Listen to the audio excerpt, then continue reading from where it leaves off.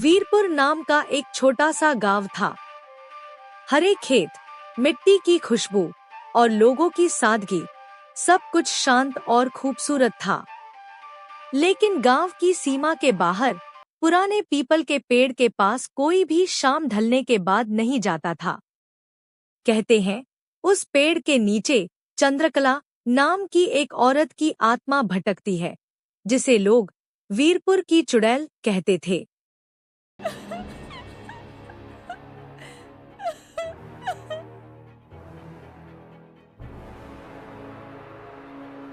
40 साल पहले चंद्रकला गांव की सबसे सुंदर लड़की थी। उसकी आंखें बरीबरी, बाल रेशम जैसे और हंसी में एक अजीब आकर्षण था। पर कहते हैं उस पर किसी ने जादू टोना कर दिया। एक रात वह रहस्यमयी तरीके से गायब हो गई और अगले दिन उसका शरीर पीपल के नीचे लटका मिला। बस आंखें खुली हुई और होंठ-होंठ पर मुस्कान जमी थी। तब से हर पूर्णिमा की रात कोई न कोई उस रास्ते से गुजरता नहीं या गुजर कर लौटता नहीं। शहर से 3 दोस्त रवि, निखिल और पूजा वीरपुर घूमने आए थे। उन्हें भूतों पर विश्वास नहीं था। गांव के बुजुर्ग जब चंद्रकला की चुड़ैल की कहानी सुनाते तो रवि हंसकर कहता, अरे ये सब पुराने जमाने की बातें हैं, भूत वूत कुछ नहीं होता। बेटा, पीपल के पेड़ के नीचे मत जाना, वहां वो अब भी इंतजार करती है। लेकिन रवि ने तय किया कि आज रात वो सच पता लगाएगा।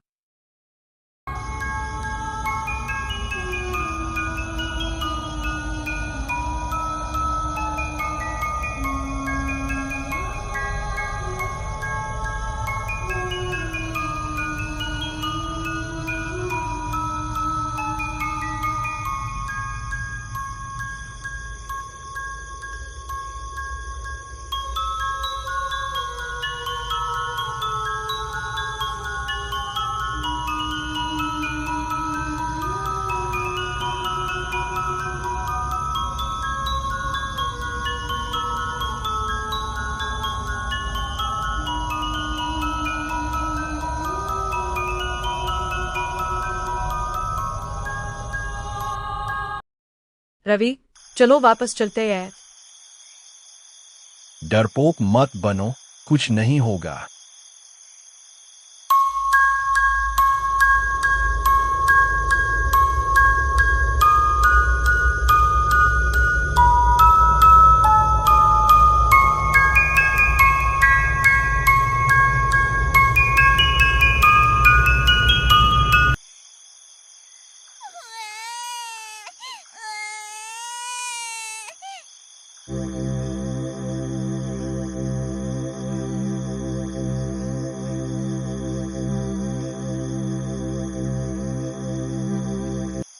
कौन है तू?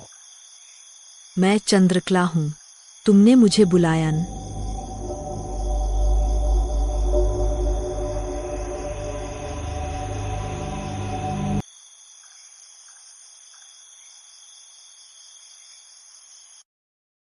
जब टॉर्च दोबारा जली, निखिल गायब था। रवि और पूजा ने चारों ओर देखा, बस उसकी टोपी जमीन पर पड़ी थी। पेड़ की जड़ों के पास मिट्टी हिली हुई थी, जैसे किसी को अभी-अभी खींचकर नीचे ले जाया गया हो। पूजा रोने लगी, रवि, चलो यहाँ से। पर पीछे से एक आवाज आई, रुक जाओ, अभी तो खेल शुरू हुआ है। वे दोनों भागते रहे, पर ऐसा लगा जैसे जमीन बार-बार उसी जगह लौट रही हो। हर बार वही पीपल का पेड़ सामने आ जाता। अब चंद्रकला हवा में तैरती हुई करीब आने लगी। तुमने कहा था भूत नहीं होते, अब देखो। रवि ने जमीन से मिट्टी उठाई और पेड़ की ओर फेंकी।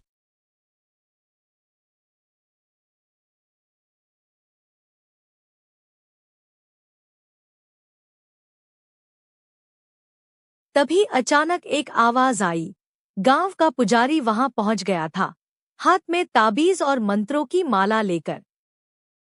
पुजारी ने कुछ मंत्र पढ़े और ताबीज हवा में उछाल दिया। एक तेज रोशनी फैली और चंद्रकला की चीख आसमान में गूंज उठी।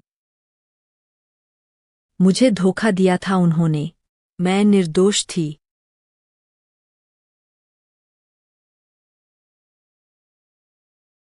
फिर वो धुएं में बदलकर हवा में विलीन हो गई।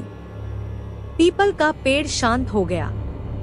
रवि और पूजा बेहोश हो गए।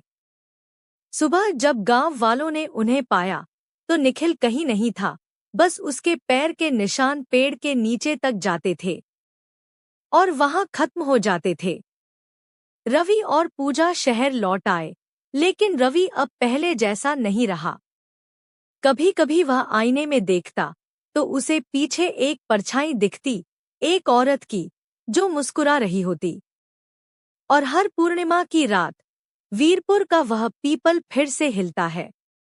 कहते हैं चंद्रकला अब भी अपने तीसरे शिकार का इंतजार कर रही है।